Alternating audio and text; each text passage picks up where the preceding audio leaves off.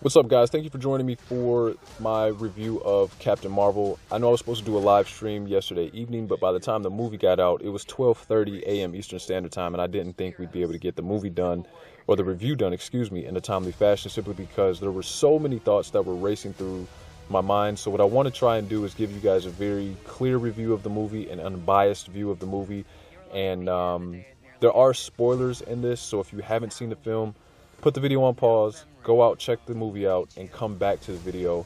I promise you it'll still be here. Without any further ado, I want to try and make this video as succinct as possible, so I'm just going to get right into it. The Captain Marvel movie, for me, left a lot to be desired. I think there were a lot of holes in the movie, and I think especially for this to be Marvel's female lead character coming-of-age film, they left a lot of opportunity on the table. A couple big points I want to make. One big, not really big surprise or spoiler, but I'll leave that towards the end, deals with Nick Fury.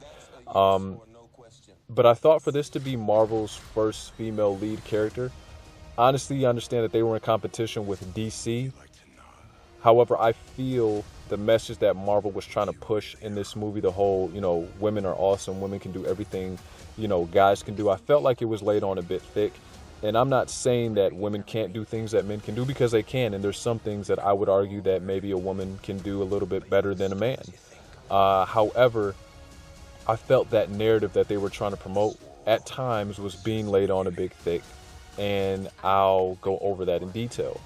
So there's a scene in the movie where Carol Danvers and her girlfriend are talking, and her friend's trying to help Danvers understand who she used to be, and she's going over this story about how one time Danvers came over to her house and she was knocking on the door at 5 a.m. because they had to be to base super early, and they were racing to the military base.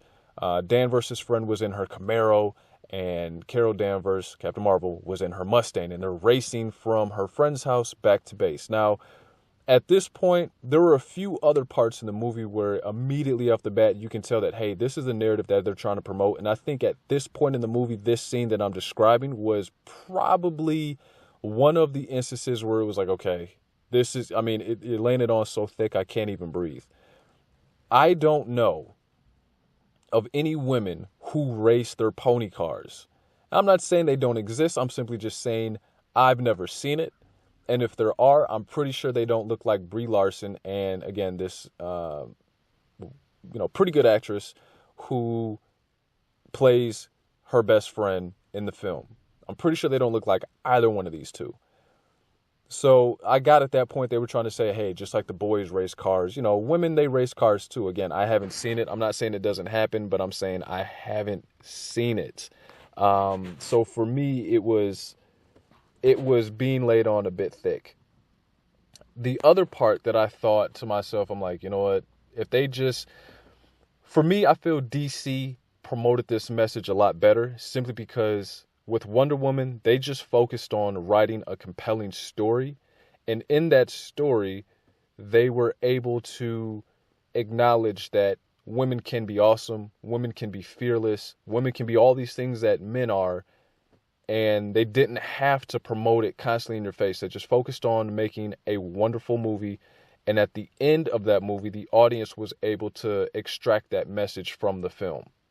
Versus Marvel, I feel like they went into the movie trying to figure out ways that they could actually promote this message in a very overt manner.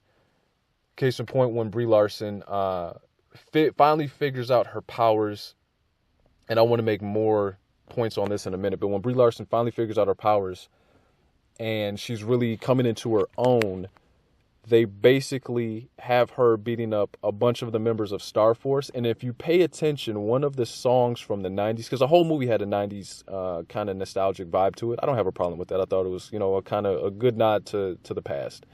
But while she's beating up members of Star Force, one of the songs that they're playing, or the only song at that point in time they were playing, was No Doubt, I'm Just a Girl. And at this point, I just kind of, sat back in my chair and I was like, okay, like, I get it, but damn, it's a bit much. It's a bit much. The part where she stole the motorcycle, hey, I thought that was cool. People steal things, I suppose. nothing in this world suggests that women, don't steal. So I didn't think that was as what I'll call offensive or just so much in your face as other parts of the movie. But, when she did in fact steal the guy's motorcycle, it was kind of nod to say, hey, girls ride motorcycles too. Women ride motorcycles too. They can be badass. Okay, I get it. Like I said, there were just a few points throughout the movie where just the whole women are badass message was just trying to be promoted a little too strong, and it was just a little off-putting. I think they could have focused on writing a more compelling story, especially for this to be a origin story, right? They stressed a lot about Carol Danvers being emotional and how she lets her emotions get the best of her. And I thought by the time you get to the third act of the story and you're really starting to look at her and she's finally starting to understand her power when she's talking to the Supreme Intelligence, throughout the movie, we never really got to see her scale of power. I mean, in The Matrix, when Neo finally starts to understand who he is and what he's capable of, he's stopping bullets with one hand. He's able to evade every single one of Agent Smith's punches. And at one point during that fight, he does it with one hand. And there's even a scene or a part in that scene where he starts to look bored with the fight, like it's not even a challenge. And Hancock, Will Smith's character, as he's leaving the hospital after that gunfight has just went down, he's starting to get stronger with every leap that he takes farther and farther away from the hospital, to the point where he actually just flies out of the scene with one single just strong bound out of frame. And you really start to understand the point that Charlize Theron's character was trying to explain, that, hey, the farther we are apart, the stronger we are, because the closer we get, the weaker, the more mortal we become. And that's what happened to everybody else who was like our kind. They all paired up and they died because they became mortal. Here in Captain Marvel, the scene where we finally get to see the scale of her power, it was just done so lacklusterly. She takes a dart out of her neck and she starts to glow, and her hands are starting to get the power, even though she's in this sedated state where she's talking to Supreme Intelligence, and the Supreme Intelligence can no longer hold her back with her powers, and the cage to where the Skrulls are being held is starting to weaken.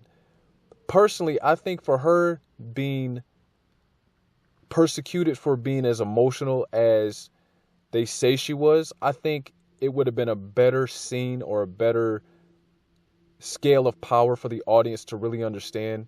Again, her scale of power is if during her fight with Jude Law, if he somehow threw her into the mountains and she's embedded in all this bedrock and, earth, and that's when her power really kicks in and she lifts this mountain up. And when by the time you get the shot of her, she's glowing, when she's gone totally binary. And I think that would have been a total perfect imagery for people to really see that, holy shit, this is the character that's going to be the big gun to defeat Thanos. Because just watching the movie as it stands now, I didn't leave the movie theater with that feeling. I didn't really feel that Captain Marvel, as she stands now, is going to be the one to defeat Thanos. Like I said, the scene where we saw her scale of power, it wasn't moving. She just took the dart out of her neck and it was like, I'm glowing. And it's like, no, that could have been written so much better. If you told me Gal Gadot's Wonder Woman was going to show up in Avengers 4 or whatever number we're on right now, and she would be the one to take down Thanos, I'd be like, totally, I could see that. Because throughout that whole entire Wonder Woman film, she was badass from start to finish. I mean, even the scene where she was in the middle of that field taking on machine gun fire and just absorbing it with the shield and just steady pressing on. Captain Marvel never had a scene in the movie like that where you really got to understand just how powerful she was.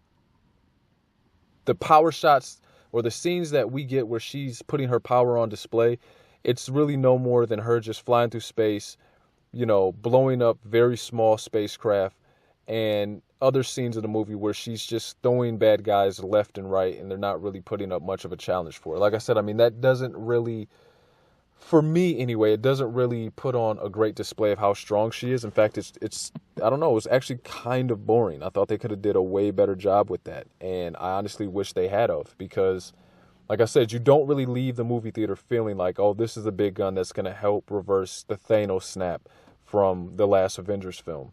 And I don't know. I mean, at this point, I don't really think there's anything they can do because the movie's out, and Avengers is set to come out next month in April. So that's really about it. Like I said, some other holes in the movie that I really wish they would have done a better job of explaining is, one, how did Captain Marvel get the Tesseract after it fell from the ship that Captain America was on in his origin film? Secondly, there's at least maybe 2 or 3, hell, maybe 4 people who handle the Tesseract barehanded and nothing happens.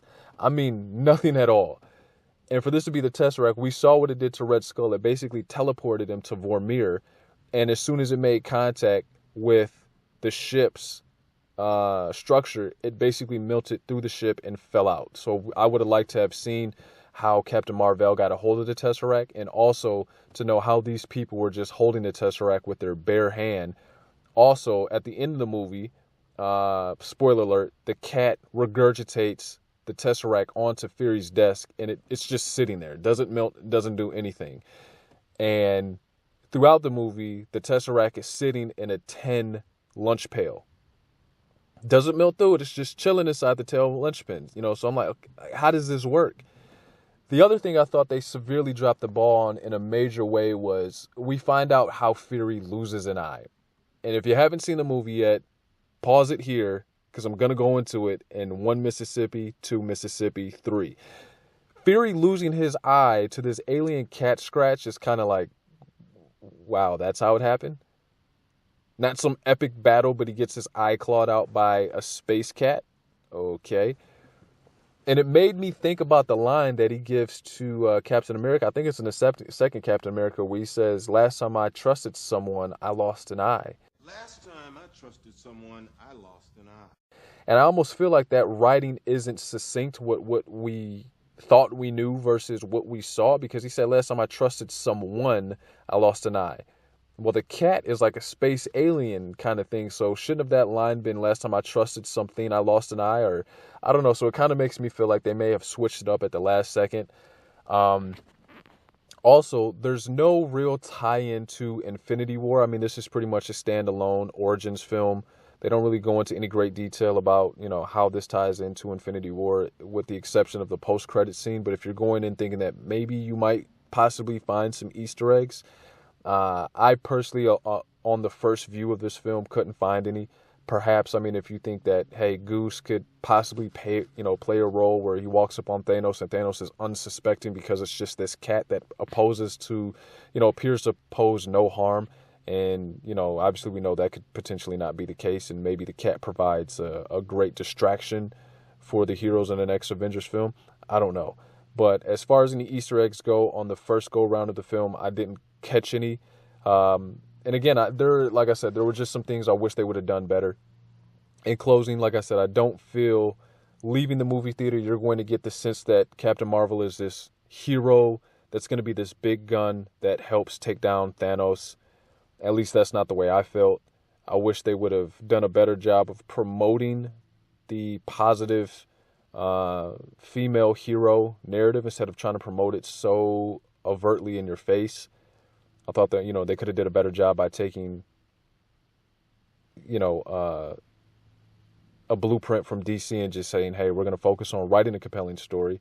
And at the end, if we do this right, the audience will be able to extract that narrative from the film. So just my thoughts. Let me know what you guys think in the comment section below. If there's anything I missed, also put those in the comment section below. I want to have a dialogue with you guys and see how exactly you felt about the movie and what exactly you thought about. I'll talk to you guys soon. Peace.